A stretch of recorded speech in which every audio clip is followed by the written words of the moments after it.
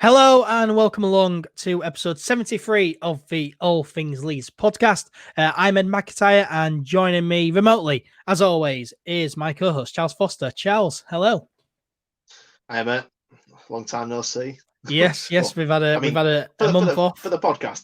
For the podcast, anyway, we've seen each other in person.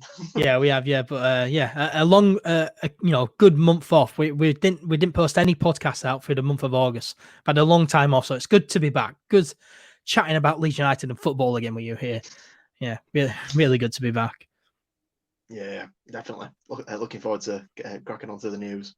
Yeah, we've got so much to go over in this podcast. Usually at this point in the show, as part of the introduction, I say what's coming up in the show and what we're going to talk about. But I'm not going to do that here because there is just so much to catch up on, so much to talk about here.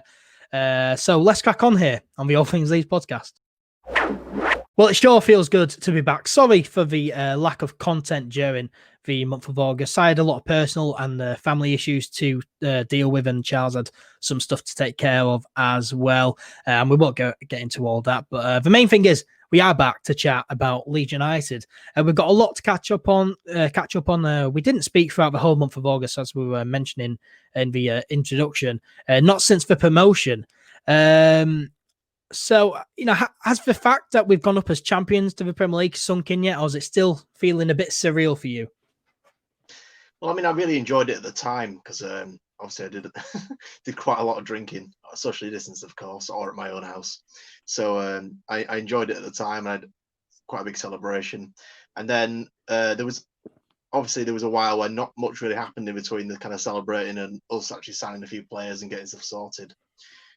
So yeah, I would say it has sunk in. I mean, I think the first match of the season, which we'll talk about at the end of this, or at some point during this podcast, that will be the point where you think we're actually here. We actually did it. We didn't just make that up. We didn't just dream that. This has actually happened.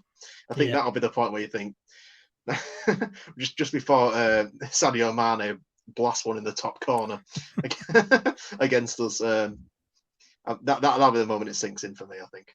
Yeah, probably. Yeah. I mean, it definitely was. I mean, for me, it's still surreal. Of course, it was great back when we did win promotion and we were crowned as champions. All the celebrating was so fun.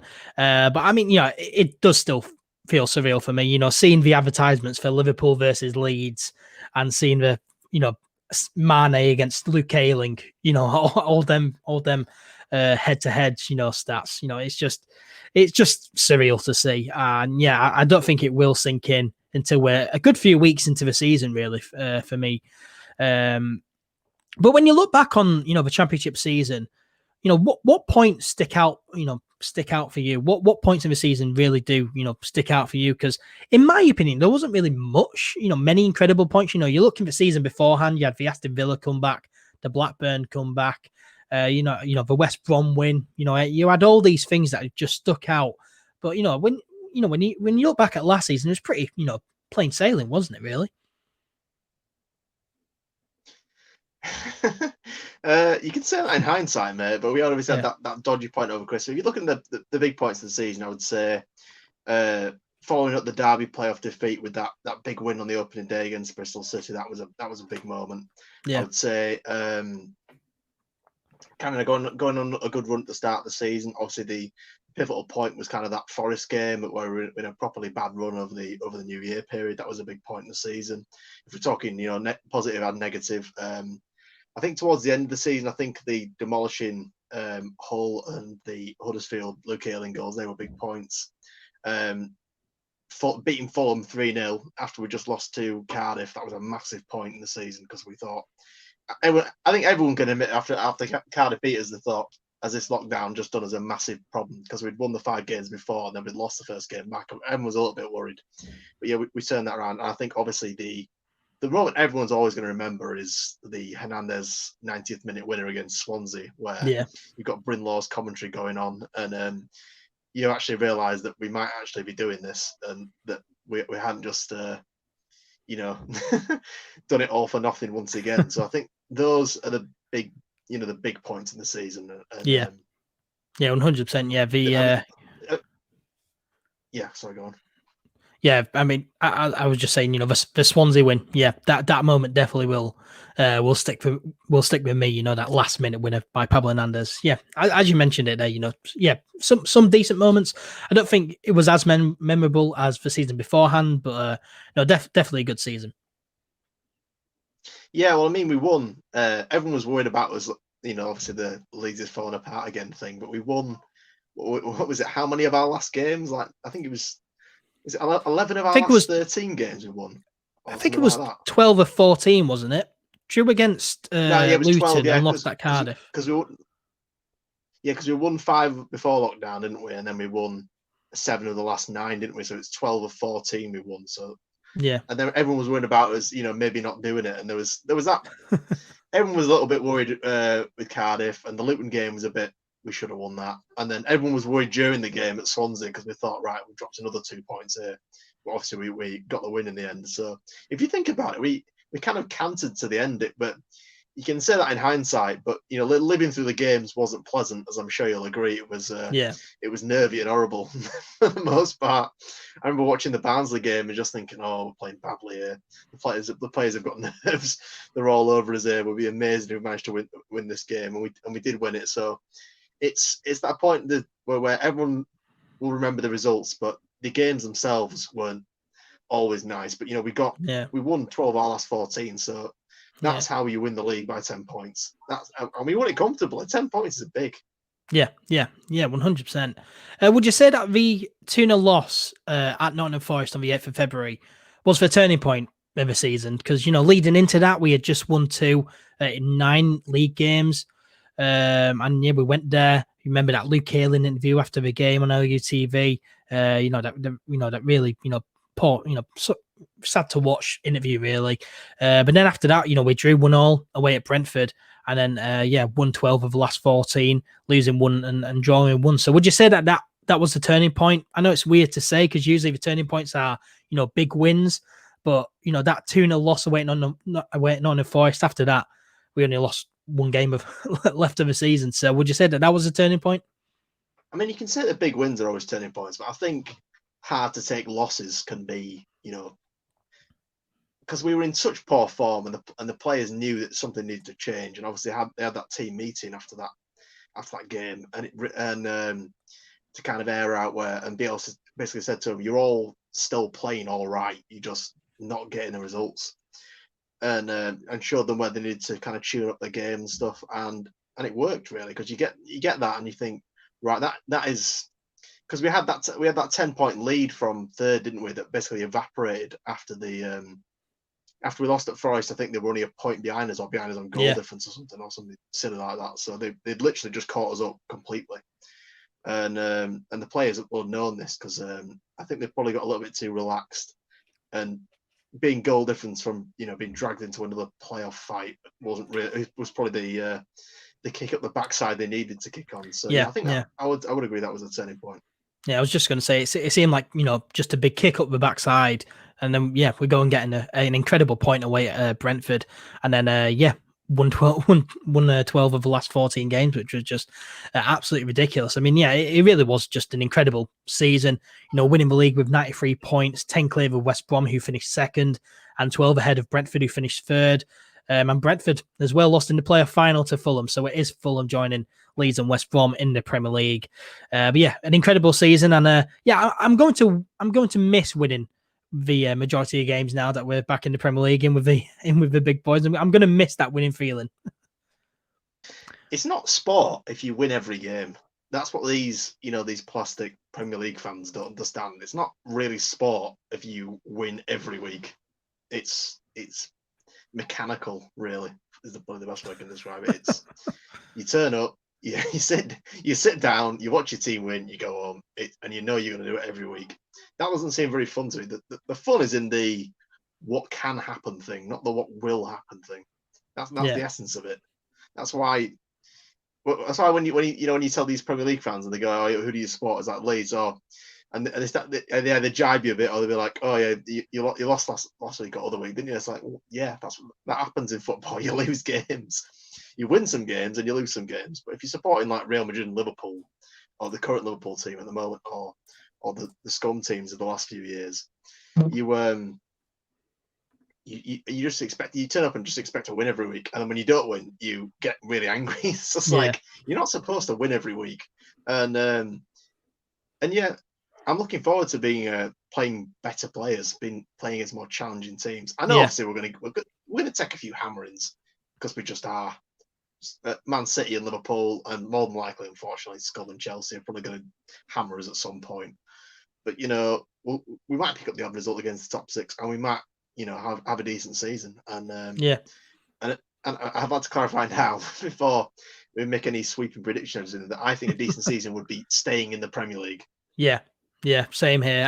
I mean, I'm totally relaxed heading into this season because, when in the Championship, we're going into every single game, challenging for promotion. We're expecting to win every game, and when you lose it, it's really disheartening. But we're going into the Premier League season.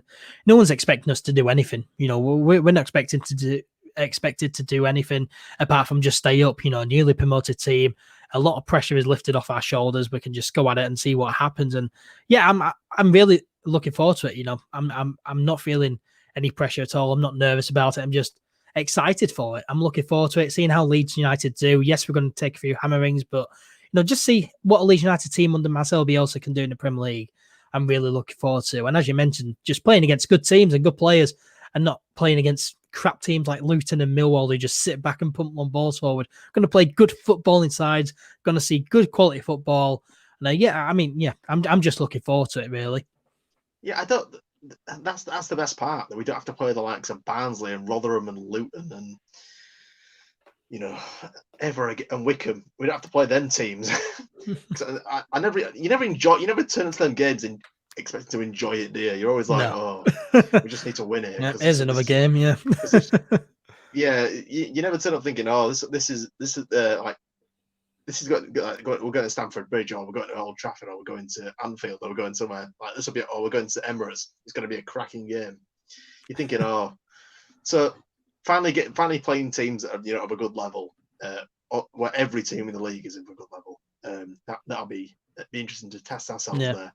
Yeah, 100%. And yeah, I'm not nervous about relegation either. I don't think we'll go down. With the likes of Rodrigo, Rodrigo just come from Valencia. We'll get onto that sign in a little while. But Rodrigo's not going to go down into the Championship. We're not going to get relegated with a player like him.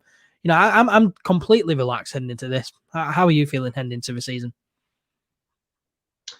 I'm particularly relaxed about the Liverpool game because I'm just expecting to lose. So there's absolutely if we get anything, then I'll be very pleasantly surprised. Because no one gets any points at Anfield. That's kind of, especially not recently. Yeah. So yeah, I'm completely relaxed about. I'm fairly relaxed about the whole season. The only thing I'm worried about is going down. That's all I'm worried about. If we manage to stay in the league, I don't care if we finish 17th. I really could not care less. Just as long as we stay up.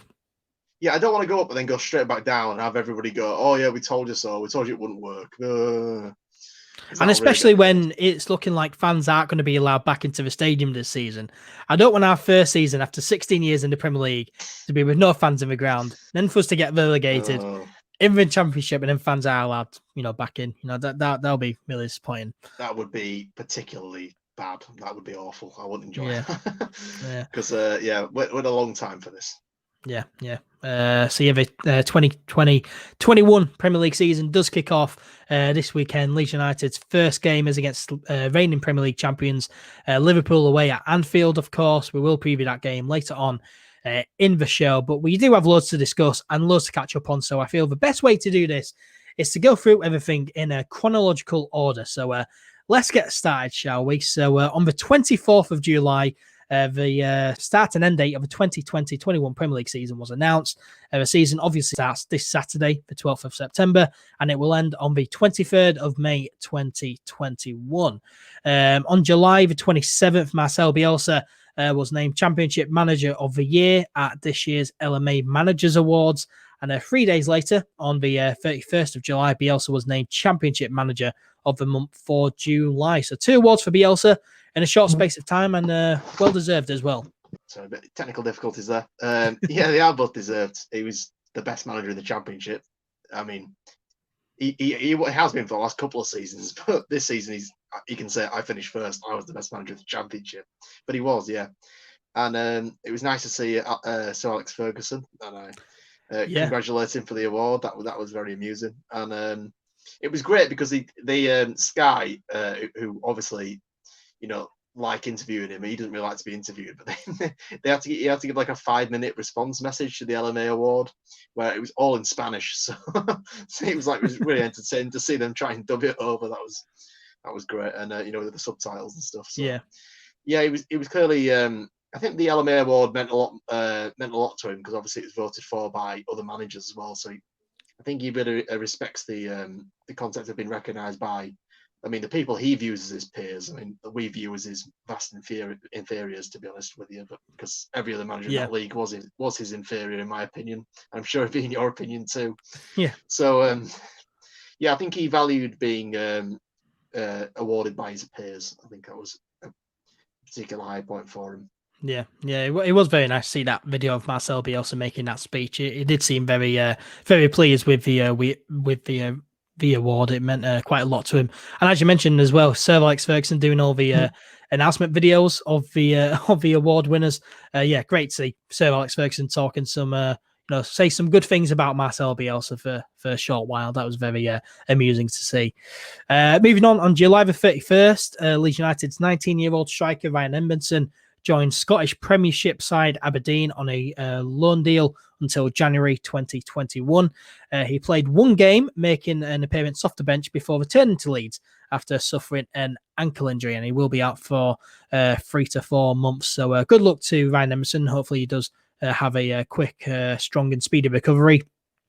It's just really unfortunate, isn't it, for Ryan Emerson? Feel really, really sorry for him because we've been saying for, over these past 2-3 years, get Ryan Emerson out on loan. He could walk into, a championship standard team and, start every week or be on the bench and get some good minutes under his belts. But, he's just been playing under 23s football at Leeds United for the past few seasons. He's been doing great, but not first team experience. So, when that loan was announced, I was really, really pleased for him. But, just see him make one appearance off a bench and then get injured in training. Yeah, I just feel really sorry for him. Yeah, I think I'm getting to the point where I don't see him having a future breaking through at Leeds, purely because of the way he plays. He's a very much like an old-fashioned number 9, great in the air, great holding the ball up, and he is a decent finisher. But I don't think he's really got the. I don't think he's got the kind of work rate that that Rodrigo and Bamford have got when it comes to chasing people down off the ball, chasing lost causes and stuff like that. I think he just likes cross it in and I will score, and that's what he kind of wants, which is the kind of the old-fashioned number 9 type thing. So I think moving to like a low-end championship club or like a top-end League One club, I think would be perfect for him because I think they would suit his style completely. He should replace Akin Fenner at Wickham. That'd be hilarious. I'd love to see that. Yeah, I would definitely watch more of their games if they got him on. If he just signed in, yeah. Particularly given we're signing signed Greenwood, haven't we, from Arsenal? So I think there's more and more competition, and I don't know if I can really see him getting through at this point. So I think I do feel sorry for him not being able to break through at Aberdeen because I think Aberdeen would be a good club for him to kind of establish himself. And Scottish football is famously quite physical, quite physical in general. So I think that would suit his style of play. So yeah, I do feel quite sorry for him. Hopefully, once he's recovered from his injury, he can get out on another loan, or maybe we could sell him or something like that. Yeah, 100%. I think Ryan Emerson, he's a very good striker. He's very able, but yeah, it's sad. But I do agree with you. I don't think he will break into the Leeds United's first team squad anytime soon. He is only young though, 19 years old, so maybe in a few years' time. But no, he's a good striker, and hopefully he does recover well and get some good first team experience somewhere. Moving on the 10th of August, a 23-year-old forward, Jack Harrison, rejoined Leeds United on a season-long loan from fellow Premier League side Manchester City. We were expecting him to stay, really. I mean, Jack Harrison isn't going to make it into the Manchester City team anytime soon, is he? So, we're expecting him to come back to Leeds. It could have been permanent, but, some contract issues somewhere. So yeah, it is just another loan deal. But good stuff really from from the club getting Jack Harrison back. He's a good player. Kind of need the options there as well.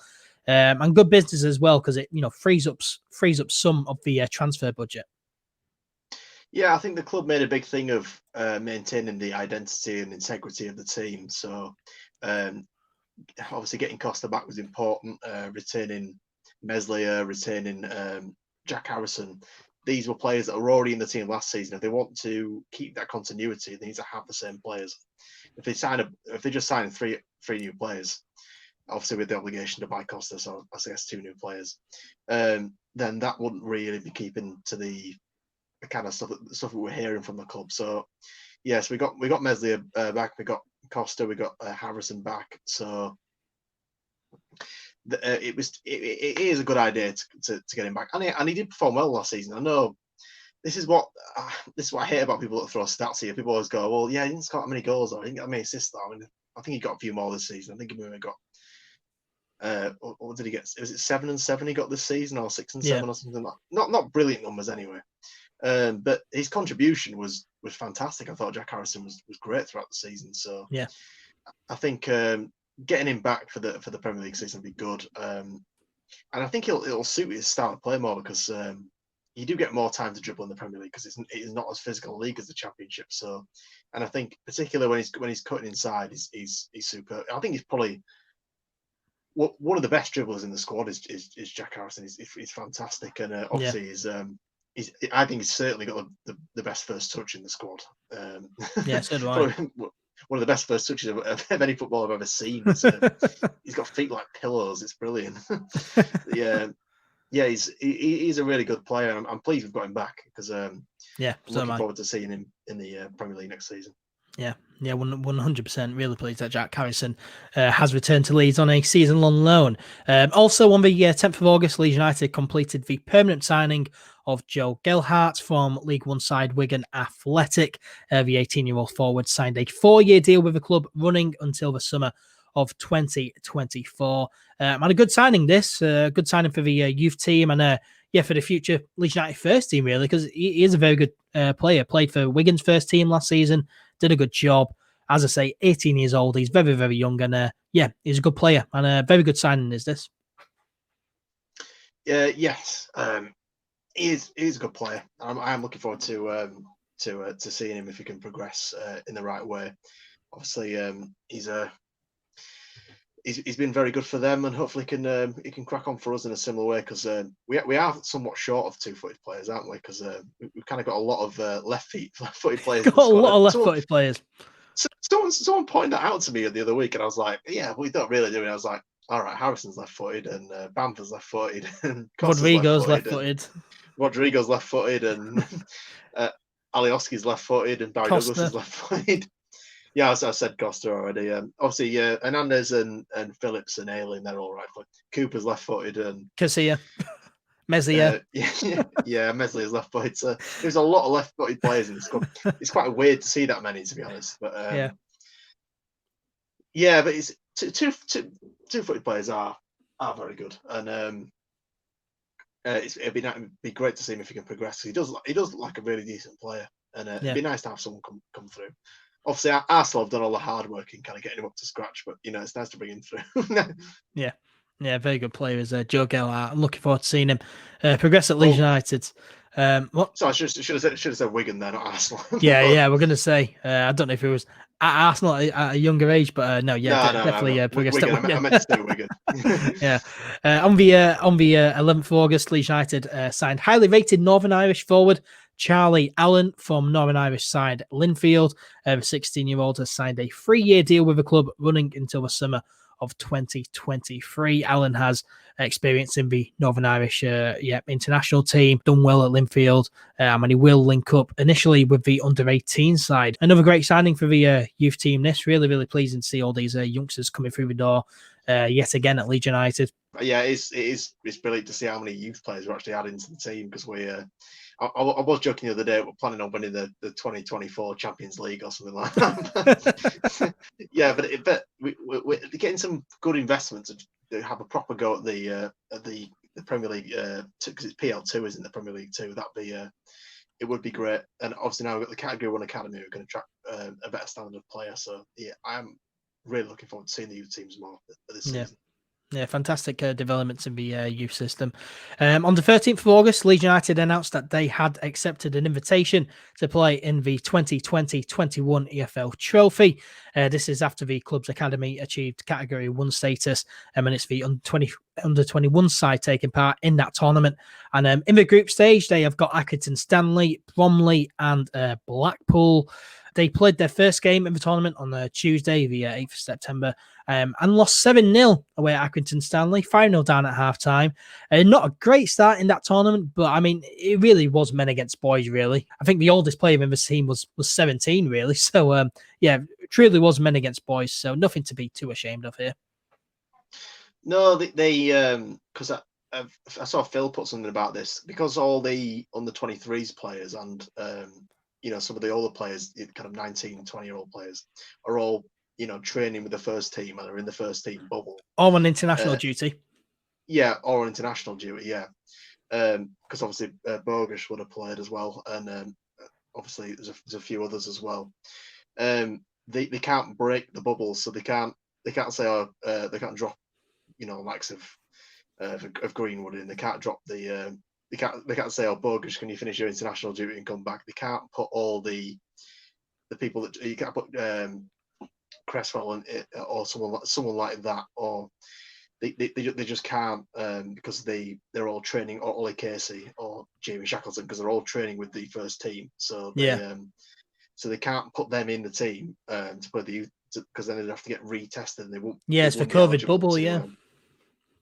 So they wouldn't be eligible to be play in the squad for the Premier League league games. So we are having to play a much younger side than we actually would want to. So yeah, I don't think there's any need to read into that. I mean, it is very stupid that under 21s teams from the Premier League can play in the I don't know what they still call it, it used to be the Johnson's Paints. What do they call it now? Checkertrade or leasing.com or something like that. Leasing.com or Checkertrade. What the hell is called this time? The League 1 and League 2 Cup, whatever it is. One of that crap tournaments that no fans turned up to. Literally no fans turned up to the games. About like 5 turned up to a Blackpool game once, and that was it. Yeah, well, that's the thing. I think the League 1 and League 2 teams really resent the under-21s teams being in the competition as well. So, yeah, I can understand why that would annoy them. But it's just treat it as a run-out, treat it as a learning curve. It's nothing to really be worried about. Good experience for the youngsters, really. Playing against some first team teams who are in League 1. Accrington Stanley in League 1, Blackpool, I think they're in League 2, aren't they? So some decent teams in the Football League that the youngsters are playing against. Some good experience, really. So I think it'll be for the better, really.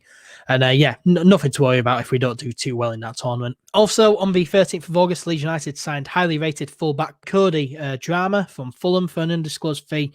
The 18-year-old has signed a 4-year deal running until the summer of 2024. Another good signing there for the youth teams. August 19th, Leeds United revealed their home shirt by Adidas for the new Premier League season. It's what we were expecting, really. The leaks matched up with the kit, and it's quite a nice kit, really. What are your thoughts on it? I like it, but I think it was a bit cautious, a bit safe. I think they could have possibly done a bit more with it. Obviously, it's got the blue stripes on the shoulders. I personally would have gone either 2 yellow, 1 blue, or 2 blue, 1 yellow. I think that would have looked better on the kit. I know they're trying to completely get rid of yellow from all the kits and everything, which is, to be honest, annoys me a bit, because all the yellow kits are my favourite kits from the past. So yeah, it's more or less what I was expecting. I wasn't expecting the sponsor, that the main shirt sponsor. That was a bit out of the blue, but obviously we've got JD on the sleeve sponsor as well, so that's decent. It means that the shirt will be more widely available, and we can more people can buy it. I mean, obviously we've already got record sales. I think we've already made like well over 15 million quid on shirt sales. So I think we're clearly financing a couple of deals with that. So that's good. So Yeah, to be honest, the kit doesn't really bother me too Yeah, much as long as it's not absolutely hideous. As long as it makes yeah, money, I'm not really bothered. yeah, exactly. As long as it's not horrendous, then yeah, I'm fine with it. I mean, it's a white kit, isn't it? It's a white kit. It'll do. You know, I think I've got to the age now where it's just a kit. I'm not that bothered really. When I was younger, I probably like, oh, that looks really cool. I'll go buy one. But I've got to the point now where it's just, a kit's a kit. As long as it's not horrendous, yeah, it's fine. It'll do. The SBO top sponsor though, I mean, that logo doesn't look too great on the kit, in my opinion. It's a bit questionable, really. What are your thoughts on the SBO top? I don't like gambling companies in general, and I really don't like them in football advertising everywhere. So yeah, I'd rather not have a gambling company. But yeah, it doesn't really bother me too much. Yeah, The I mean, they're giving the us what, actual 20 million a season? the look of the yeah, something like that. The look of the logo is all right. I just don't like gambling companies, so I'm Yeah. not going to say any more on that. I just don't. Yeah, I mean, I'm just not a fan of the logo, really. I think it's just a bit too big, kind of overpowers the rest of the kit, really. But, as I say, it's a kit. It'll do. And it's by Adidas as well, which is great. And as you just mentioned there, JD, the first ever sleeve sponsor for Leeds United, record-breaking deal, around £10 million or so a season. So, yeah, bringing in more money to the club. And, yeah, it's going to be available to a lot more people. So yeah, very, very good. It's going to bring in a lot more money into the club. Just some, really good business done by Leeds United, especially with the kit. Some really good business. Yeah, well, I think we had to take advantage of some of that. The Premier League riches at some point, and part and parcel of that is getting yourself a really expensive bunch of sponsors. So yeah, as long as we're making some money, the club's in a good financial state, and we're not overspending. That's fine. Obviously, there's a difference between being worried about overspending and underinvesting, but I think we're kind of towing the line. I would like us to spend a bit more money, if I'm being honest. But the revenue streams under Adrizzani have been very good, and the sponsors have been part of that, and it really does help keep the club financially stable. So I'm pleased with that. Yeah. On the 20th of August, the Premier League fixtures were announced for the 2020-21 season. Leeds United, as mentioned earlier, do take on reigning Premier League champions Liverpool away at Anfield on the opening day, which is, of course, this Saturday. The game is live on Sky Sports, kicking off at 5:30 p.m. We will preview that game later on in the show. So looking at the fixtures then. So as I say, Liverpool away first game, then it's Fulham at home, followed by Sheffield United away. And the majority of these games as well is just on a Saturday as well. So a lot less games, just the 38, which is good. Heading into October, we've got Manchester City at home, then Wolves at home, Aston Villa away, Leicester at home. In November, we've got November. No, I've got November. We've got Crystal Palace away, Arsenal at home, Everton away. In December, of course, it's always a busy December period. We kick that off with Chelsea away, West Ham at home, Newcastle at home, Manchester United away, Burnley at home, and then West Brom away. The Burnley at home game is, of course, on Boxing Day. January 2021, we kick off the new year on the 2nd of January away at Tottenham. Then it's at home to Southampton, at home to Brighton, away at Newcastle United, and away at Leicester. In February, we've got Everton at home, Crystal Palace at home, Arsenal away, Wolverhampton Wanderers away, and then Aston Villa at home. In March, we've got just the 3 games. We've got West Ham away, Chelsea at home, Fulham away. In April looks very tough. We've got Sheffield United at home, Manchester City away, Liverpool at home, and Manchester United at home. And then the last month of the season in May, we've got Brighton away, Tottenham at home, Burnley away, Southampton away, and then we finish the season off on the 23rd of May 2021 at home against West Brom. So, yeah, that is the fixture list. April looks very, very tough. I think we're entertaining, though. Those are the kind of games I want to watch. Those are the kind of games I want to watch. Yeah. I mean, so, yeah, as good as playing, Burnley and Brighton is going to be, I'd much rather watch us play, Liverpool and Manchester United and Wolves and people like that, where it's going to be you're anticipating a really cracking game of football. Yeah, definitely some some interesting games there. But I mean, I must admit, when the fixtures first came out, just looking down, it really was just all right. Defeat. I just had that mindset. It just looked, Liverpool, Man City, Wolves. You're just thinking, yep, defeat. I mean, I think the team will surprise us in positively and negatively throughout the season, as they always do. So yeah. At the risk of sounding like Michael Owen, I think we'll win some and lose some. Yeah, I mean, the first home game of the season against Fulham, I think we'll win that because, of course, we beat Fulham 3-0 at home last season. So I think we'll probably win that. Sheffield United away, maybe get a point. But I'm not expecting anything against the likes of Manchester City and Tottenham or Wolves as well.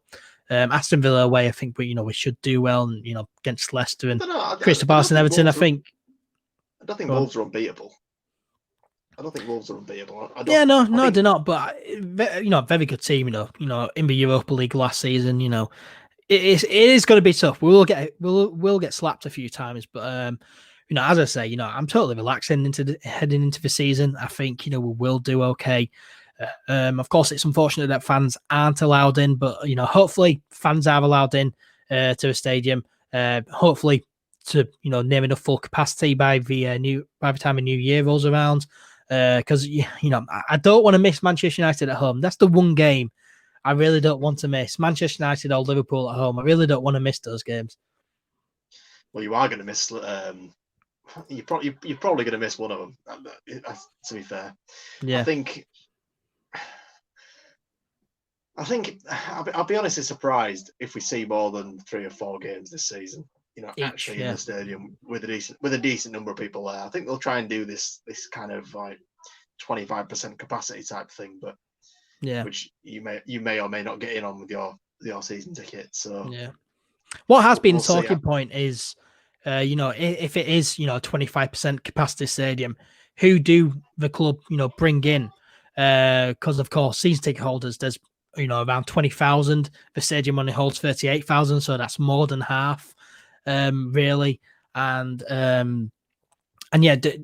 if it's a 25% capacity stadium, which we're allowed, will it just all be season ticket holders, or will 10% go to general sale? That's been a big talking point. In my personal opinion, it's not just because I'm a season ticket and I'm biased. We've already paid a lot of money in advance. So I think that we should get priority, and I think if it is a 25% capacity season ticket, it should just be season ticket holders, shouldn't go to members or whatever. Because when members bought the membership, it did say, match tickets are not a guarantee. We bought season tickets, hoping to get into the ground. We paid in advance. I think, season ticket holders should be priority and should, it should all be season ticket holders in some capacity. So, that's just my personal opinion. I know it's a hot topic, but I really don't think too many people will, make a big argument about, the fact that, if it's 25% capacity stadium, it'll all be season ticket holders. I don't think too many people will disagree with that. Really, I don't think you can go wrong because, that season ticket holder, pay a lot of money in advance. So that's just my personal opinion. I don't know what your thoughts on that is, Charles, but no, I mean, as a former season ticket holder myself, obviously I'm not anymore because of reasons, financial reasons mainly. I understand that. I mean, season ticket holders have been there. Most of them have been longer than the members have been there, and they've paid more money. And obviously, they have bought their seats in the ground. So I can't. I don't think there's any decent arguments for members being chosen over season ticket holders. I really can't think of any, to be honest. Yeah. So yeah, I haven't got any gripes with them all the tickets should they become available going to season ticket holders. Yeah, 100%. I mean, I know obviously, people do have financial difficulties. They can't afford season tickets, but people who do buy season tickets, pay a lot of money in advance. We bought it in March, so yeah, that's just my opinion. I think season ticket holders should get priority, really. But we'll move on from that. So yeah, those are the Premier League fixtures. On August the 24th, Calvin Phillips was called up to Gareth Southgate's England squad for their Nations League games away at Iceland and Denmark in September. Those games have been played, and Phillips did not feature in England's 1-0 win over Iceland, but he did start for England in their 0-0 draw with Denmark last Tuesday. The first Leeds player to start for England since Danny Mills. He was subbed off in the 76th minute though for Jack Grealish, and at that point I turned my TV off and did not watch the rest of the game. But a great and proud moment really for everyone connected to Leeds United, seeing Calvin Phillips called up. It was a great moment for the club. It's fantastic to see a Leeds player back in the England side for the first time in, as you said, 16 years. But yeah, the game was kind of dour and defensive and really bad tactically, to be honest, from Southgate. There's no other way to put it. It was just bad tactically. It was playing 3 centre halves and 2 defensive midfielders against a team which were frankly beatable. And then there was sort of wondering why there was no kind of creativity with, we were just banging it along to Jadon Sancho and Harry Kane in a kind of Warnock-Stoke style rather than building up through attractive football. And I understand that obviously we didn't have, the likes of Rashford or Sancho or Greenwood or Foden, because obviously they were too busy engaging in other social activities to be allowed in that match day squad. And I know there's a few people missing, but it was just very poor tactically. I mean, yeah. And then what annoyed me was then they brought Calvin off and put obviously Jack Grealish on, whereas you could have not played Declan Rice, put Calvin in that holding role, either play the back 4 or the back 3 if you wanted, whatever you want, and then obviously play with a proper centre mid, maybe a Ward-Prowse or something, and then Grealish in front. So there's actually a line there. There's actually a visible midfield to be seen. Yeah. Instead of what basically happened was England playing 5 defenders in the centre of the pitch, and then the 2 fullbacks trying desperately to get it forward towards the attacking players, which didn't really work because it just didn't work, and it was dull. So I 100% agree. I really don't know why Southgate was doing it, and then people were going, oh yeah, these opposition fans that have never seen anything of Calvin Phillips were basically going, yeah, he's not really doing anything. It's like, well, yeah, because normally what happens is we stick him in front of a back 4 and he's pinging diagonal balls out, he's making forward passes, and he did a few in the game. To be fair, I saw Calvin Phillips was playing well. He did well, the Calvin Phillips. Yeah, it looked obviously it wasn't brilliant. It looked solid. It looked like he was fine, and but it was just the awful tactics and the way it was played that really didn't benefit him. And so yeah, I'm sort of looking forward to him, getting back into the Leeds team and seeing him in his proper position. I also saw, I can't remember who else tweeted this, but someone basically said that Bielsa ball has ruined every other style of football for them, and I sort of got like that what drove that home for me was at the end of last season when I was watching Huddersfield play West Brom, and I was just thinking, this is absolutely dreadful. This is such a bad game of football. Yeah, because I was used to watching, the kind of build-up play and the transitions and things, and it's kind of like a ghost of Christmas future for after Bielsa leaves. That's what we're going to be looking forward to, like, which depressed me slightly. But I realise I've rambled a bit there. But no, I mean, 100%. But watching Bielsa ball really has just ruined every other football match I watched with no Bielsa ball. It really, really has. I mean, it was the first time I'd watched England tactically, because I was literally just watching Calvin Phillips, and it got me really into the tactics that England were playing. And just so frustrating to watch. I thought the tactics were so poor. As you say, basically we sat 5 defenders in there. If you're playing 4-3-3, you don't play 2 defensive midfielders. Like, you play either Declan Rice or Calvin Phillips. And, statistically on the night, Calvin Phillips was better than Declan Rice. I don't rate Declan Rice in that position at all, really. I think Calvin Phillips, should always be in there. I think, something that something England's needed for a while, just someone to just sit there and ping balls forward, and that's what Calvin Phillips does. But Gareth Southgate played him out of position. Apparently Gareth Southgate has been watching Phillips for the past 2 years. How have you been watching the guy for 2 years and play him out of position? I just don't understand that. I think it really, really was frustrating, to be honest. Gareth Southgate probably has a lot to answer for, but enough of England. Calvin Phillips being called up. Yeah, a really, really proud moment.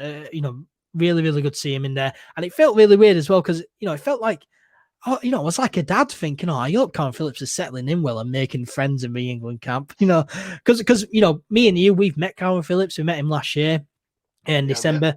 I've met Calvin Phillips a few times, and he's such just a nice guy, just a nice bloke, really humble, down to earth, just a really nice bloke. And I was just hoping that he did settle in well.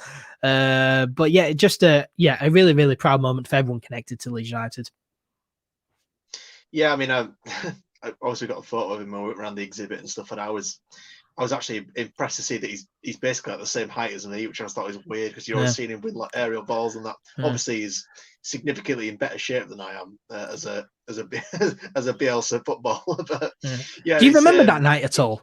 Because you bashed your head on the metal on the way out. Out. Basically, we were like the last ones to leave, so they pulled like the barrier down, like the shutters on the shop in the Merrion Centre, and I hadn't seen this, so I just turned around and cracked my head on the thing on the way out. Which, to be honest, the pain wasn't that bad. It was mainly the shock of it because when you just turn around, you put your face into something. It was just the shock of it. But meeting him was great. He was a nice guy. He had plenty to say and stuff. And it was. That was really enjoyable. So yeah, I am actually delighted for him because he seems like a decent human being as well, which can't always be said for footballers. Yeah. Really pleased for Calvin Phillips there being called up to the England squad and starting against Denmark. Really awesome to see there. Moving on August the 26th, we saw a great video of Niagara Falls, of course, over in America. It was lit up blue, yellow, and white, the colours of Leeds United, thanks to two fans, Kenny Donisona and Andrew Bowden. Did you see this, Charles? I did. I saw it on the BBC West Yorkshire thing. They put up a picture of it. Yeah, it was nice, really good. It was awesome. I can't really believe that they. I think it's because it's between Canada and the US, isn't it? Because I think it runs with both. So I can't believe the respective governments actually allowed them to do that. But it was nice nonetheless. Yeah, it was absolutely incredible to see. Yeah, it was good. Yeah, because such big tourist attraction. It's worldwide famous as Niagara Falls. Just to see that lit up in Leeds United colours. It wasn't just a coincidence. It really was genuinely done for Leeds United to celebrate promotion. Yeah, it was awesome to see. Really, really awesome to see. I was wondering though, imagine all the confused tourists wandering around there. Look at Niagara Falls. Oh, look at that. Looks really nice. No idea. It's lit up Leeds United colours. It's to celebrate a football club 3,500 miles away. Yeah. But no. That would confuse me if I was a random tourist. Yeah, but no, just an incredible sight to see. So yeah, big thanks to those fans who allowed it to happen, and sensational stuff really.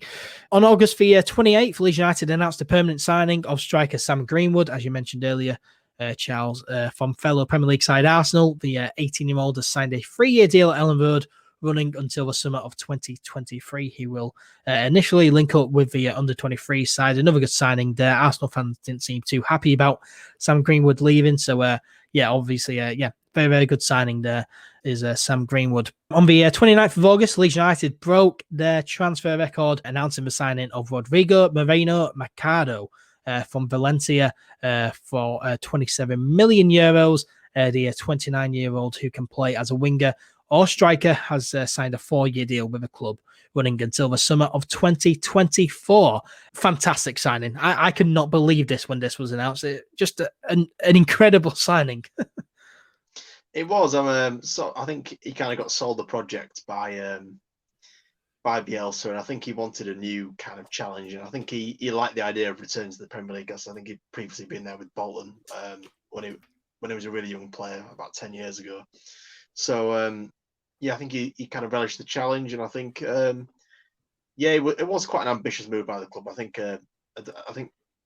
Victor Orta was basically saying that he talked to Bielsa and basically said, I think we've got a chance to sign him, and Bielsa said, can we actually get him? And he was like, I think we can. Yeah. So I think it was mostly right place, right time, really, because Valencia at the moment are in a bit of turmoil.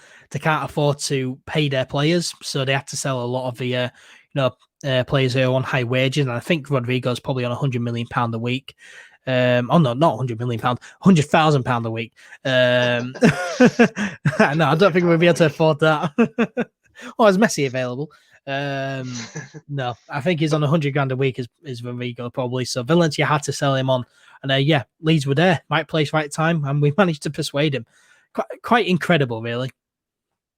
Yeah, I mean, obviously the plan is to kind of for most of our signings is to kind of buy younger players and have them for a few years and stuff, because obviously the squad is quite is aging a bit at the moment. Obviously, need to stop saying obviously. Clicks hit 30. Liam Cooper's hit 30. Yeah. Barry Douglas is obviously 30 and Anders is 35. So the squad is getting on a bit. I think Bamford's just turned 27, so he's got obviously a couple more years. So signing a 29-year-old on the face of it, especially when his scoring record isn't that great, doesn't look brilliant. But if you look at his actual stats in games for Valencia, his chance creation is, I think he's third or fourth highest in La Liga with Valencia for being involved in scoring opportunities. So that's a very high up in a very, very good league. So if we can get him firing, I think and either get him scoring or chipping in with assists, because obviously Leeds is a bit of a Leeds is a bit of a it's much more kind of team. Some teams are basically focused on getting the ball to one player so he can score. Leeds are very much everyone contributes, and whoever manages to score, well done. But it's not the main aim. The main aim is scoring, is getting Leeds United a goal. It's not scoring a goal for Patrick Bamford. It's not scoring a goal for Pablo Hernandez or Jack Harrison or anyone like that. It's winning the game. So I think he will help the system in winning games. So I do think it's an astute signing. Yeah, 100%. I mean, on the face of it, you look at it, you're thinking £27 million, break the transfer record, which is incredible. I didn't think I'd ever see that. 6 years ago, we were signing players like NkGhTg and Steve Morrison and Solomon Dakara, Noel Hunt. And then, 6 years later, we're signing Rodrigo from Valencia, who's, an incredible player over in Spain. Has been good for a number of years. Really good on FIFA as well, so that's a bonus. So, if he's not good in real life, at least we've got a good player on FIFA. FIFA career mode in FIFA 21, by the way, is going to be excellent. We've got Ellen Road in FIFA. So, that's going to be excellent. But no, back onto Rodrigo. Yeah, on the face of it, as I say, £27 million, a lot of money for a 29-year-old. But you do look at it. Atletico Madrid wanted him for around £60 million, or €6 million rather, last summer. So we're getting him for less than half of that. Obviously, there'll be some add-ons somewhere, but I think it is a good deal, really. A lot of people were keen to mention out his not so great stats. Of course, 27 league games for Valencia last season, 4 goals and 7 assists.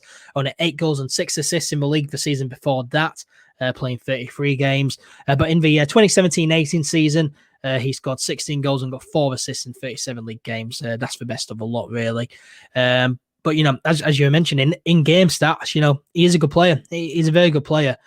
Played for Spain really well in their recent games as well. So, he is a good player, is Rodrigo. He's a really, really good player, and I think he will do a decent job. I think, around 15 goals this season, I think would be a good enough return. I think it is a top signing. I'm excited to see what Rodrigo does in the Leeds United shirt. Yeah, I don't know. 15 would be slightly optimistic given where we probably will finish in the table. I'd be happy with anything north of 10. I'd be happy with for a first season up. I mean, because we're not going to get as many chances in the Premier League. So if he scores 10 plus goals, it's fine. That's especially given the way that we play, because the goals are very, very spread out. So it's not like in the Gary Monk season where Chris Wood just scored every single goal and nobody else actually scored. The goals are already spread out. So I think 10 goals is probably going to be is what I would expect from him for the amount of money we've invested. I'm actually looking forward to seeing him. Yeah, same here. I think it'll be it's a top signing, in my opinion. Also on August 29th, Leeds United announced the signing of Germany international defender. I've got to be careful how I pronounce this. Robin Koch. We'll call him Robin Rockin Robin. We'll call him Rockin Robin. From Bundesliga side, Freiburg thought reported 13 million euros or pounds. The 24-year-old has signed a 4-year deal at Elland Road, running until the summer of 2024. Replacement for Ben White, really, who, Ben White, he has signed a new contract at Brighton, so Ben White will not return to Leeds. How do we feel about no more Ben White? He was a really good player, and I really enjoyed seeing him in a Leeds shirt, and he was fantastic for us. And I think he'll have a very good career. And I've got nothing but nice things to say about Ben White. And I think those people are kind of obviously saying that. Yeah, people were kind of saying that they people kind of like hammering him a bit for not handing in a transfer request or anything like that. And he's got to look at the way he's got to look at his career, and he's got to think that clubs don't like players that submit transfer requests, so that'll be on people. Clubs will be aware of that for his record. And yeah, I mean, if he submitted a transfer request, it wouldn't be playing for Brighton, would he? So no, but I also don't think he'd be playing for Leeds if he'd submitted a transfer request. I don't think Brighton ever had any inclination to sell him to Leeds. I think they were going to sell him to somebody else, somebody higher up in the Premier League table, or someone in a different league or a different country or something. They weren't ever planning on selling him to us. So I think you've just got to cut your losses and say he was a very, very good player for us, and good luck to him for the rest of his career. He's got a new contract. Hopefully Brighton, uphold their end of the bargain and actually play him, and not just leave him in the reserve, because he's good enough to play in the Premier League. I've got no doubt about that. So hopefully they actually do play him, because I think he'll be very, very aggrieved if they just leave him on the bench and play in the cup games. Because he'll know that he could have been starting every week for Leeds. So yeah, I mean Ben White needs to play Premier League football. So yeah, I do hope he does play for Brighton. But the fact was Brighton were just asking for way too much. Ben White hasn't kicked a football in the Premier League. He's had a good season at Newport, one good season in the Championship. In a good team and in a poor league, really. Let's face it. But a very good season. Very, very good player is Ben White. I thank him for all the memories, especially that goal against Charlton. Just thank him for that incredible season. I'll never forget the season. Yeah, thank you, Ben White, for all you've done and good luck in your career. But, the fact is he hasn't kicked a Premier League football. No player, a player who hasn't kicked a Premier League football is not worth more than 20 to 25 million pounds. No chance. So, Leeds were bidding, putting a few bids, £23 million, £25 million, just rejected. Brighton wanted around, 30 or £40 million. It's just not happening, really. Just not enough. So, I think Leeds United were right to look elsewhere. And, Rockin Robin looks a decent player, young, versatile, has international experience. And as I say, £13 million looks like Leeds United. For a Premier League player, 13 million is very reasonable. Yeah, I think Leeds United have got a really good deal here, really good bargain, and taking advantage of the fact that the English market is highly inflated, and the rest of Europe that transfer market is it's a little bit more reasonable. So very, very good business by Leeds United, really. Yeah, absolutely, and hopefully he'll have the kind of impact that Ben White did at the start of last season. He'll just hit the ground running immediately. Obviously, he's sort of his first game in is going to be a bit of a rough one in defence at Anfield. But I hope for the majority of the season he's a really good player for us. Yeah, been enjoying all of the cock puns as well. Been enjoying all of those. But no, Rockin Robin is a Leeds United player. Good couple of signings there. On August the 30th, Leeds United announced that youth player Stuart McKinstry has signed a new 3-year deal at the club. Good news there, getting all the good youngsters on long-term contracts still. On the 1st of September, Leeds United played an 80-minute friendly away at Stoke City and lost 3-0. A lot of players were missing because of international duty though, so it was pretty much our third team really, second and third team put together. So nothing to worry about really. But as I say, 3-0 defeat, not too nice to see, but as I say, nothing too much to worry about. Weird how it was only 80 minutes though. I mean, I'm not sure 5 minutes on either half would have been made much of a difference, so that was interesting to see. But no, a few days later we played another friendly, played a team abroad, beat them 3-1 at Thorpe Arch. So Yeah, that's all good stuff there. Can we just mention Kiko Casado? First of all, conceded 3 goals at Stoke.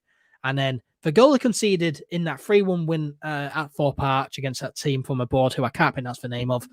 That goal that we conceded there. Yeah, that goal we conceded there. What's Kiko Casado doing? Honestly. I've seen the goal multiple times. I'm not sure whether he gets megged or the ball just goes past him. Either way, it's embarrassing, to be fair. The goals that we conceded against Stoke as well, they were one of them was just him completely failing to deal with a ball into the box from a corner and then getting caught out massively.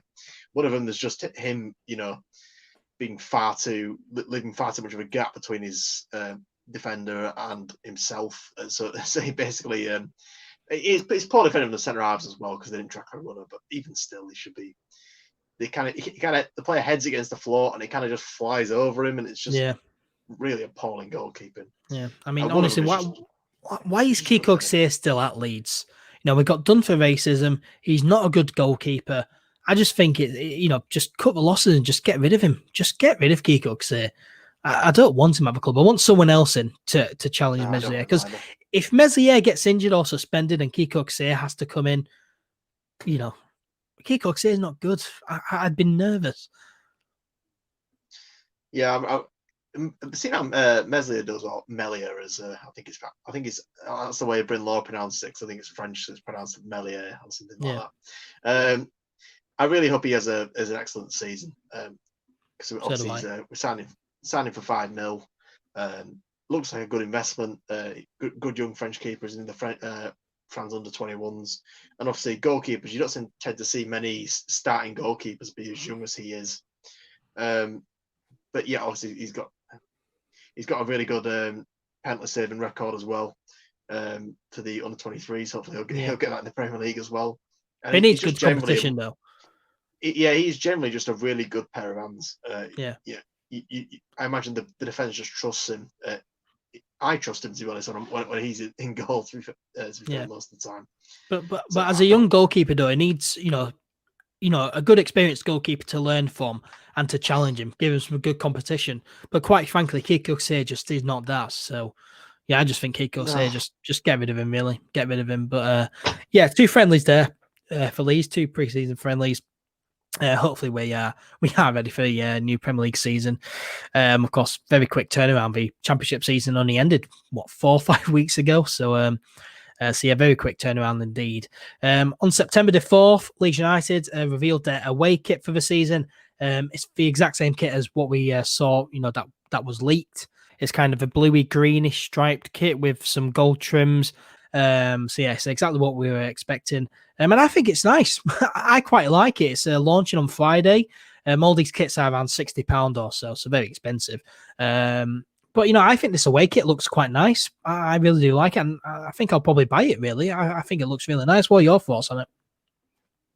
I know it's kind of like, it's the kind of mid-90s kind of vibe about it, doesn't it? The kind of 94 to 96 kind of kits were very, very similar to it. I mean, Yeboah scored a lot of goals in that kit, so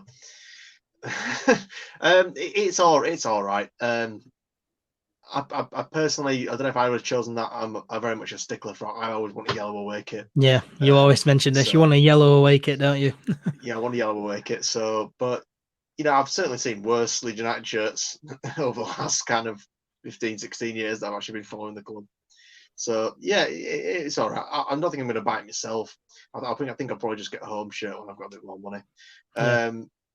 So yeah, it's all right. But if it sells, it sells. Yeah, exactly. I think it will sell. Seeing as though the away kit from last season, that pink and grey one, which not a lot of people liked, but the best selling away kit ever. I think this one will sell really, really well. So I quite like it. It's a kit at the end of the day again, but I quite like it. I think it goes well, and it'll be nice to see it in person as well, because I think a lot of the pictures are quite deceiving. Some pictures, the colours look a bit greeny, and then other pictures it looks very, very blue. So it's like that. Remember that dress a few years ago? Picture of that dress, and whether it was gold or white or black or blue. But no, it'll be nice to see it in person. But I quite like the kit, and yeah, it's certainly gonna sell well. That's the away kit. We'll need to see what the third kit looks like. On the September the 6th, it was the Carabao Cup second round draw. Leeds United will play League One side Hull City in the Yorkshire Derby at Elland Road the week commencing the 14th of September. Easy win this, really. Easy win. We should be progressing to round 3 in all honesty, shouldn't we? It just really feels really nice to hear the words League One side Hull City, because that is absolutely where they belong. And it's nice to see them finally return home. I mean, to be fair, Hull fans, I don't really, I know it sounded like I really hate them there, but, you know, it's just, they're just one of those annoying clubs like, you know, like Barnsley or Rotherham, or, you know, that kind of just generate rivalries against us, or Middlesbrough, where there really isn't one. So having to play them in the Championship has been, you know, irritating. So to see them finally finish bottom of the table last year with Matthew Pennington in the team really brought a smile to my face. So yeah, I reckon we will win that game. Obviously, they did a round 3 draw at the same time. So if we were to beat Hull, I think we're playing either Charlton or West Ham, whoever wins that game. Away from home. Hull, away from home to another London game, because we're not going to have enough of them in the Premier League. So yeah, that's how that's going to be. I'm confident we can beat Hull. Whether or not we can beat West Ham, if that's who gets to that round, it could be Charlton, for all we know. I doubt it. I think West Ham will beat Charlton. Yeah. But should we beat Hull, I think it's likely we'll face West Ham. Whether or not we can beat them, I don't know. But you know, I'm not really bothered whether or not we go on a cup run, particularly the Carabao Cup. Yeah, neither am I. I think I'm more focused on surviving in the Premier League, really. And it would be nice to have a cup run, but, you know, in all honesty, I'm not too bothered about the cups, especially the Carabao Cup. The FA Cup, you know, kind of care about that a little bit more because I do like the FA Cup, but the Carabao Cup I'm not too bothered about at all, really. But no, it should be an easy win, really. Of course, it'll make a lot of changes, but Hull City, they are crap. We're beating 4-0 away last season. So yeah, it should really be a win getting to round 3 and face either West Ham or Charlton away from home. Probably will be West Ham, and that'll be a decent tie, but no, we'll wait and see. I think that's next week as well, isn't it? Sometime it says the week commencing 14th September. So yeah, next week we play Hull City at Elland Road in the Carabao Cup second round. So yeah, we'll look forward to that. And finally, on August the 10th, the day that we are recording this podcast on, Bielsa did reveal that he is staying at Leeds United. It's finally been confirmed at his Leeds United's first Premier League press conference ahead of the Liverpool game. Marcelo Bielsa said, and I quote, "I will be working for next season at Leeds United. Everything has been sorted. It's definite." And I think we all expected this, really. You know, I mentioned to you before we recorded this, it's strange that there wasn't, you know, a big announcement made because he was out of contract. And yeah, now I'm surprised that no big announcement was made. He literally just said it. Oh yeah, I'm staying at Leeds in a press conference. So yeah, quite surprised about that, really. Yeah, we were discussing the way things have been announced, and it's been. I've been laughing about this for ages because it's just like that Rodrigo's signing and saying, "Oh, I'm really looking forward to working under Bielsa." It's like, you do realise he hasn't signed a contract yet. It's not been announced yet. Robin Koch was saying basically, "Oh yeah, he showed me all these videos, and we're looking forward to playing under him next season." It's like he's not actually technically the manager yet, and it's just like we all knew this was going to happen. It was always, I think NkGhTg was basically saying that it's impossible to get him to sign the contract because every time you go speak to him, he's talking about, you know, possible signings or the training ground or something to do with the club or, you know, some activity that needs doing or something that needs sorting out. And it's just like, can you just sign the papers here, Marcelo, before we kick off at Anfield so you can actually be there? Yeah. I mean, it was a bit weird, you know. We don't know when he signed the contract. Probably 2 months ago he signed the contract. Really, you know, it could have been ages ago he signed the contract. But yeah, it was a bit weird because it was, you know, you were thinking, oh, is he working at Leeds United for free technically because he hasn't signed a contract? He just turned up. But I don't know if you follow the Athletic at all or whether you pay for it or not. Phil did kind of like a Phil Hay, I should say. Got to say Phil. Phil Hay did like a little kind of like 10-minute discussion with Amatai. I think Winehouse. I think it is. Oh, apologies, I've got his name wrong. Basically, he did like an interview with him saying, yeah, the discussions between the club and Bielsa, the salary has been sorted for ages. The club have always known what. There's never been any kind of discussion of that nature. It's been like all the like fiddly little bits, all the like minor details and clauses and stuff that needed sorting out. So it's to be expected because Bielsa's a very careful, methodical guy. So you'd imagine he applies that to every aspect of his life, especially his contract of employment, because we know what he's been like with previous employers. So it's not surprising to see. It took a little while, but it was kind of getting a bit ridiculous because everybody knew he was going to be managing that season, but they just didn't announce it. So it was like, is he going to be the manager, or is he just is he just doing all the, because he was still taking training and stuff, and he was still introducing the signings and stuff. It's like, you didn't realize you don't work here anymore. It's like, oh yeah, he just turns up.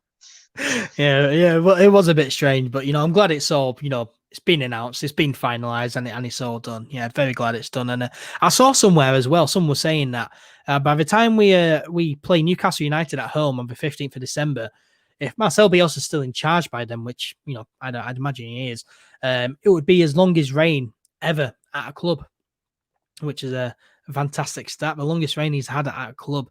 2 years, well over 2 years, 2.5 years really. So an incredible stat that if it is true, which I'm no reason to doubt it. So but no, glad it's all done. Glad Bielsa's staying. And there we go. That's all the news we have to go over in this episode. Well, let's now look ahead to Leeds United's next game, the first game back in the Premier League after 16 years. And it's a tough one away at Anfield against the reigning Premier League champions, Liverpool. How are you feeling heading into this one? Ambivalent would be the word I'd use. I'm neither, I don't feel particularly, I'm not dreading it as such. I'm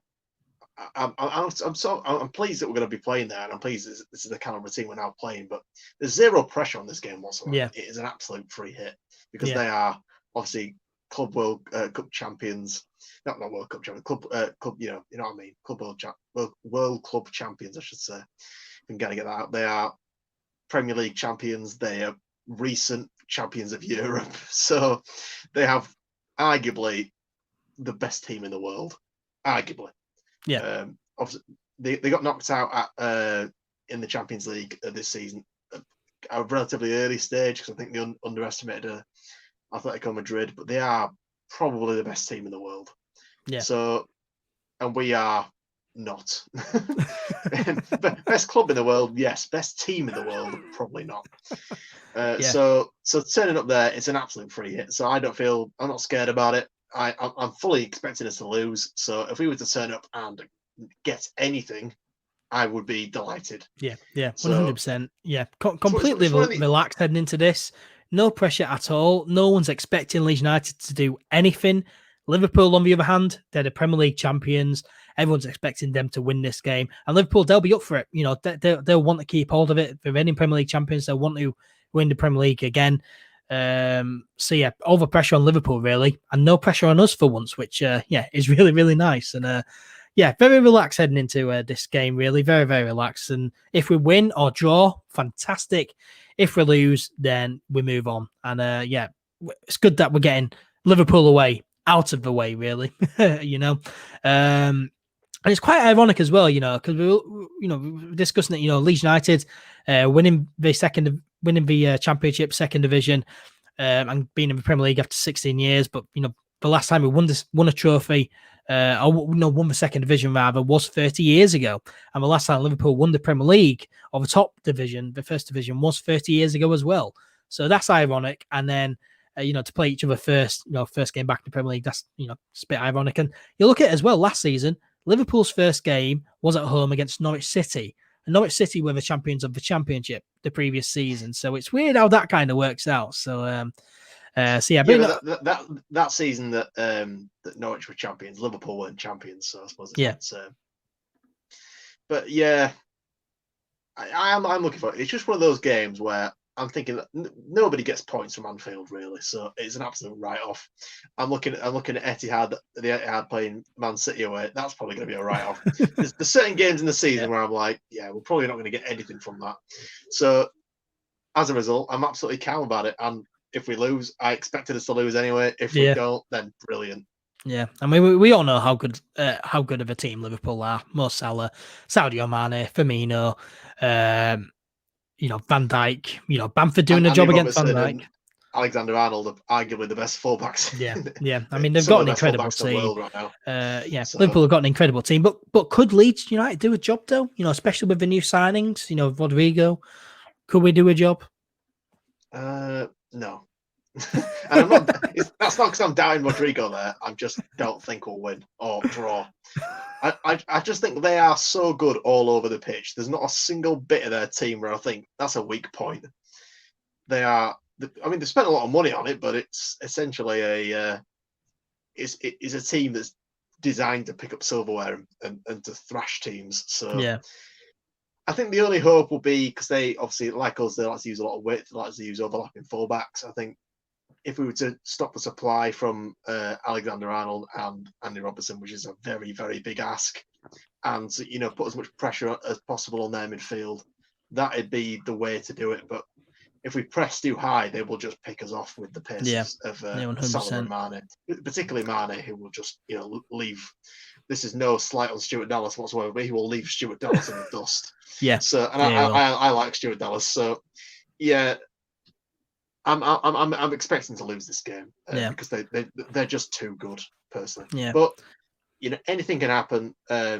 People, I think Burnley at the end of last season picked up point up at Anfield. Obviously, Watford turned them over, but that wasn't at Anfield. So they're not unbeatable. They didn't go invincible last season, but they are very, very, very good. Yeah. So if we do get hammered, I would just say to anybody watching this, if there's anybody that's watching this, because I know we haven't posted in a while, Yeah. that if we do take a hammering, don't think, oh yeah, we're going to be like Huddersfield, because realistically, it was unlikely we're ever going to get in this game. Yeah, 100%. What do you think the team lineup will be for Leeds United? Do you think the new signings will play, or do you think it'll be mostly, all Elland players will be the players we had last season? I think Koch will definitely start. I think he will definitely be in this middle of defence. Bielsa today said they're both available, so I can't see Rodrigo not featuring. I think he will probably start as well. Yeah. Whether or not he wants to play him and Bamford at the same time is going to be interesting. But yeah, I don't think it'll happen. He tried doing it last season with NkGhTg and Bamford, didn't he? And it just didn't really work. Unless Rodrigo goes on the wing, right wing or left wing, and Bamford plays as the number 9. But I don't think they'll play together up top. He won't play two up top. Will Bielsa. He's very stubborn when it comes to tactics. He just goes with his own plan, and if that doesn't work, then he just sticks with it, really. But I do want the new signings to play. I think Rodrigo, the record breaking signing, I think he should be starting and playing, really. But if Bamford starts, I won't be too surprised. But I do want Rodrigo to start, and yeah, Rockin Robin as well in defence. I think he should start. But it won't surprise me if he stuck Elland at centre back and went Dallas at right back and Douglas at left back. That won't surprise me at all.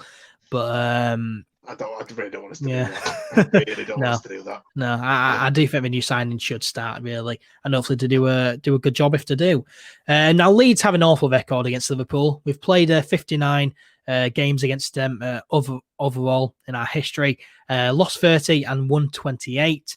The last time we beat Liverpool was the 13th of April 2001. 2-1 win away at Liverpool. We drawn 2 and lost 6 since then. The last time we played them was on the 29th of November 2016. We lost 2-0 in the League Cup under Gary Monk, of course. So, yeah, a terrible record against Liverpool. So, what's your prediction for this game here, mate?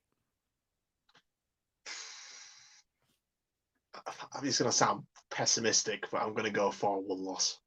Yeah. I reckon we'll probably get hammered. I reckon we will score, but we'll probably get hammered still. Yeah, I agree. Probably 4-1.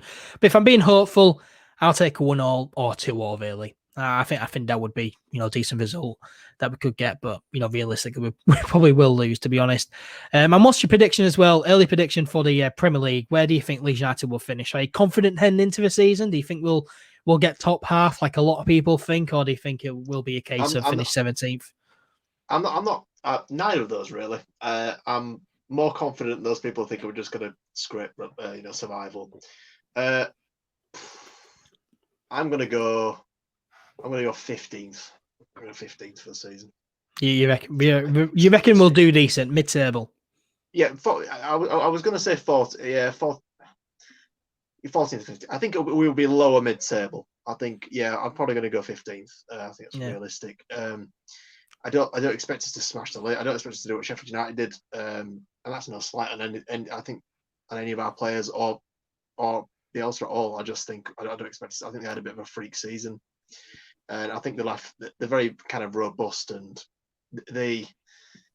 Sheffield United are hard to score against than we are. But I think we are more creative than they are as a team. Yeah. So. And you look at it as well, Sheffield United end up finishing 9th. Everton had a poor season, but Everton have signed some really good players this transfer window, so I think they'll be in the top half. I